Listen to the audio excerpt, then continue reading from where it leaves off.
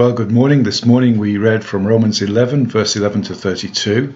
And here we read this passage that tells us that God has not finished with the Jewish people. He still loves them. They are still his chosen people. They will always be his chosen people. The gifts and callings of God are irrevocable. God doesn't change his mind. He is always going to bless Israel. They are the chosen people. But now, we were Gentiles. We weren't part of that. We were wild olives being grafted in.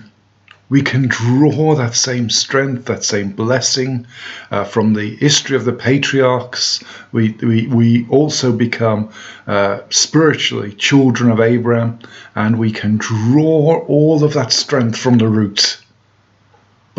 So Paul gives a warning: don't let the ingrafted branches despise the roots, because that's where you get your strength from. Here is a strong, in these days, here is a strong statement that Christians should not be anti-Semitic in any way, because God's blessing is on the Jewish nation, and from them we are blessed. It is because of what they went through in the Old Testament times and even in the coming of the Messiah that we are blessed.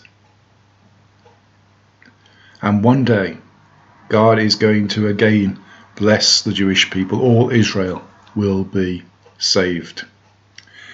And Paul we get cut off just before this, but Paul gets so excited by this that he can't continue just writing his deep theological treatise. He goes off into a burst of praise in verse 33 onwards, which we'll come to in a few days' time.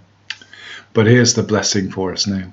We who were far off, we who were wild olives, have been grafted in, that we may be blessed with the blessings of God, which we have now become, grafted into his chosen people.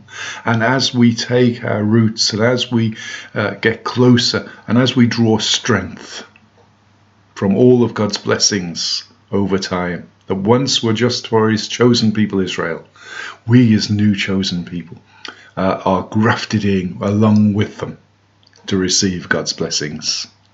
We give him glory today. Amen.